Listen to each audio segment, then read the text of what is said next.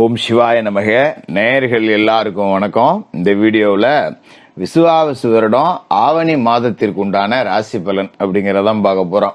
அதாவது ஆவணி மாசம் அப்படின்னாலே சிம்ம மாசம். சூரியன் சிம்ம ராசியில ஆட்சி பெற்று உட்காரக்கூடிய ஒரு மாசம். அதனாலதான் சிம்ம மாசம் அப்படின்னு சொல்றோம். இந்த மாசத்துல விநாயக பெருமான் அவதரித்த ஒரு மாசம். அதனால ரொம்ப முக்கியமானது. ஏன்னா அவரு தானே முழு முதற் கடவுள். அவரு பிறந்த மாதம்.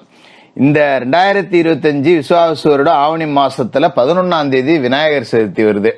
அன்றைய தினம் விநாயக பெருமானை வணங்குங்க. பொதுவாகவே ஆவணி மாசத்துல நம்ம விநாயக பெருமான் வழிபாடு, சிவன் வழிபாடு, இதெல்லாம் பெரிய நன்மைகளை கொடுக்கக்கூடிய ஒரு அமைப்பு அப்படிங்கிறது. இப்படி பெருமைக்குண்டான ஒரு மாசம். அது மாதிரி ஆடி கழிவிட முடிஞ்சு நிறைய திருமணங்கள்லாம் நடத்த உகந்த மாசமா இருக்கும். இந்த மாசத்தோட கிரக நிலைகள் அப்படின்னு பாத்தீங்கன்னா, கிரகங்களோட ராஜா சூரியன் ஆட்சி பெற்று சிம்ம ராசியில உட்கார்ந்துருக்க போறார். செவ்வாய் கன்னி ராசியில இருக்கார். மாச கடைசி 29ஆம் தேதி துலா ராசிக்கு போக போறார். புதன் கடகராசியில இருக்காரு. 9ஆம் தேதி சிம்ம ராசிக்கு போய் 26 தேதி வரைக்கும் அங்க இருந்துகிட்டு புத ஆதித்ய யோகம் அப்படிங்கிற அற்புதமான யோகத்தை கொடுக்கிறாரு. 26ஆம் தேதி கன்னி ராசிக்கு அவர் போயிடுறார். சுக்கிர பகவான் மிதுன ராசியில குருவோட சேர்ந்து இருக்கார். 5ஆம் தேதி கடகராசிக்கும் பின்னர் 30ஆம் தேதி சிம்ம ராசிக்கும் போறாரு. குரு பகவான் மாசம் முழுக்க மிதுனம், சனி பகவான் மாசம் முழுக்க மீனம், விஷப்பாம்பு ராகு கும்பம், விஷமற்ற பாம்பு கேது சிம்மம். இதான் இந்த மாசத்துக்கு உண்டான கிரக நிலைகள் அப்படிங்கிறது. இது உங்களோட ராசிக்கு என்ன பலன்கள் கொடுக்க போகுது அப்படின்னு பாக்குறதுக்கு முன்னாடி, சூரியன் கேது இந்த மாசம் முழுக்க இணையறாங்க அப்படிங்கிறது ஒரு விதமான கண்டம் அப்படின்னே வச்சுக்கலாம்.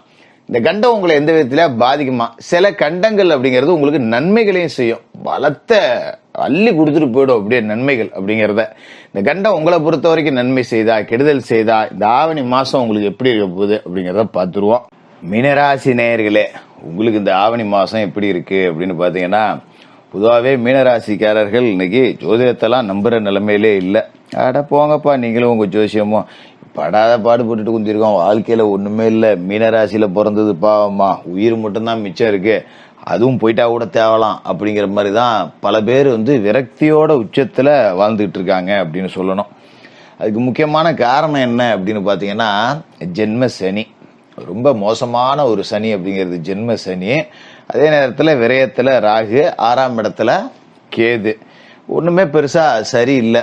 அதே மாதிரி குரு பகவானும் பாத்தீங்கன்னா அர்த்தாஷ்டம குருவா போய் ராசிக்கு 4வது வீட்டுல உட்காந்துக்கிட்டார். ஆக மொத்தம் இந்த வருட கிரகங்களால ஒரு பிரயோஜனமும் இல்லை. இந்த சினிமாவில் சொல்லுவாங்கல்ல, அதுல ஒன்றும் இல்லை கீழே போட்டுரு அப்படிங்கிற மாதிரி, அந்த மாதிரி தான் மீனராசிக்காரர்களோட வாழ்க்கை அப்படிங்கிறது ஓடிக்கிட்டு இருக்கு. இதனாலதான் ஒரு விரக்தியில ஜோதிடம், கடவுள் இதெல்லாம் நம்புறதே இல்லை.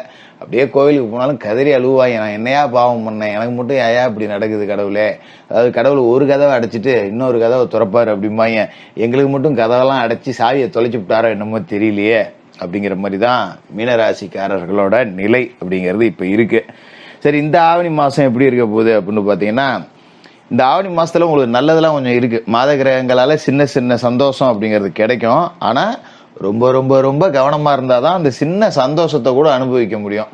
ஒரு ஐஸ் வாங்குவீங்க, அப்பா சந்தோஷமா திங்கலாம் அப்படின்னு நினைக்கிறப்ப எவனாவது தட்டி விட்டு போடுவான், கீழே விழுந்து போவோம். அதனால ஐஸ் கிடைக்கும், அதை கவனமா இருந்து சாப்பிடணும் அப்படிங்கிறது தான். எதையுமே நாம அனுபவிக்கிற வரைக்கும் ரொம்ப கவனமா இருக்கணும், நம்ப கூடாது அப்படிங்கிறது தான் இந்த கிரக நிலைகள் காட்டுது.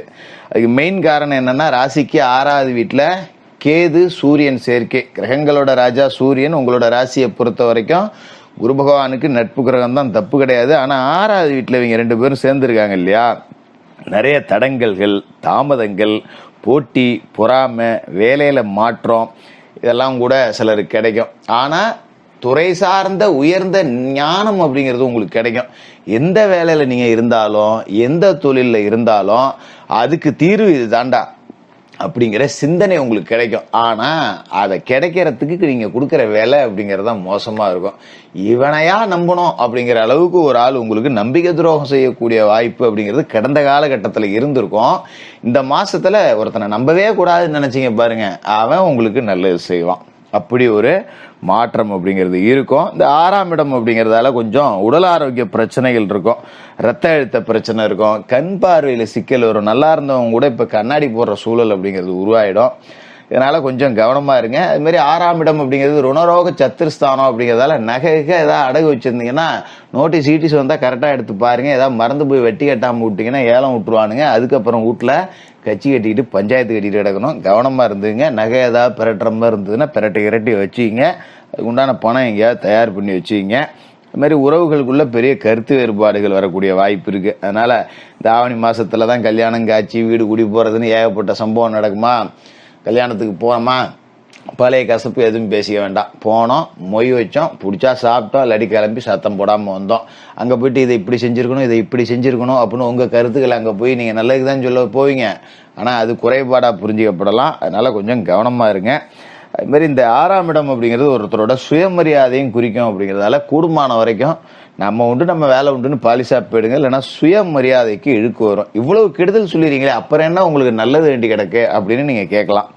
அதாவது இந்த மாசத்தை பொறுத்த வரைக்கும் 5ஆம் தேதி ஆவணி 5 கடகராசிக்கு சுக்கிரன் வரார். 3க்கும் 8க்கும் அதிபதியானவர் 5ஆம் இடத்துக்கு வரார். அப்படிங்கும் போது வீடு வாங்குறது, இடம் வாங்கலாம், சொத்து வாங்கலாம், வில்லகம் பார்க்கறது, பூர்வீக சொத்து பாகம் பிரிக்கிறது, பூர்வீக சொத்துல கேஸ் இருந்தா பாக்குறது, இது எல்லாத்துலயுமே உங்களுக்கு சாதகமான ஒரு முடிவு அப்படிங்கிறது கிடைக்கும். அது மாதிரி பழைய பஞ்சாயத்துகள், சொத்து போட்டி, தொழில் பிரிச்சுக்கிறது, இல்ல கூட்டாளிகளா இருக்கிறவங்க பிரிச்சுக்கிறது, பூர்வீக சொத்து பிரிச்சுக்கிறது, இதெல்லாம் இருந்த இழுபறி அப்படிங்கிறது இதுக்கு மேல இருக்காது. நல்லபடியா சொத்தை பிரிச்சுக்கலாம். எப்பாடே சாமி என்னாலலாம் கடன் அடைக்க முடியல, ஏதோ ஒரு பாகத்தை கூறு போட்டு வித்தாது கடனை உடனே அடைச்சு விட்டு இதுக்கு மேல நல்லபடியா பொழைச்சிக்கிறேன்டா அப்படின்னு பொழைக்க ஆரம்பிச்சிங்கன்னா பொழைச்சிக்கலாம். ஏன்னா இப்ப வாழ்க்கையில உங்களுக்கு புத்தி தெளிஞ்சிருக்கும். இதெல்லாம் நம்ம நுழைஞ்சு அடிபட்டோம், இதாலதான் அடிபட்டோம், இனிமே இதெல்லாம் செய்யக்கூடாது, இனிமே இதெல்லாம் செய்யலாம், இவங்களெல்லாம் நம்ப கூடாது, இவங்களை நம்பலாம், இல்லைன்னா யாரையுமே நம்ப வேண்டாம், நாம உண்டு, நம்ம பொழப்பு உண்டு, நம்ம புள்ள ஊட்டி உண்டு, நம்ம தாய் தகப்ப உண்டு அப்படின்னு பாலிசா போயிடலாம் அப்படிங்கிற முடிவெல்லாம் உங்களுக்கு தெரிஞ்சிருக்குங்கிறதால இதுக்கு மேல நீங்க எடுத்து வைக்கிற அடி ரொம்ப கவனமாவும் இருக்கும், நேர்த்தியாவும் இருக்கும், எடுக்கக்கூடிய முடிவுகளும் துல்லியமா இருக்கும். அதை பயன்படுத்திங்க. அது மாதிரி ஆவணி 9ஆம் தேதி சிம்ம ராசிக்கு புதன் போய் இவரும் சூரியன் கேதுவோட சேர்றார். புதாதித்ய யோகம் அப்படிங்கிறதும் கிடைக்குது. இதனால மேல் படிப்பு சம்பந்தமான வேலைகள் அப்படி செய்யலாம். படிச்சதுக்கு ஒன்றும் வேலை கிடைக்கல, வேற கோர்ஸ் கீர்ஸ் பண்ணலாமா, இல்லை டிகிரியை படிச்சு சுற்றி வேலைக்கு வரோம், ஒரு வக்கீலுக்கு படிக்கலாமா, இப்படி ஏதாவது ஒரு சிந்தனை இருக்கும். மேல் படிப்புக்கான ஒரு தொடக்கத்தை இந்த மாசத்துல செஞ்சீங்க அப்படின்னா அதுவும் இந்த காலகட்டத்தை பொறுத்த வரைக்கும் நல்லா தான் இருக்கும்.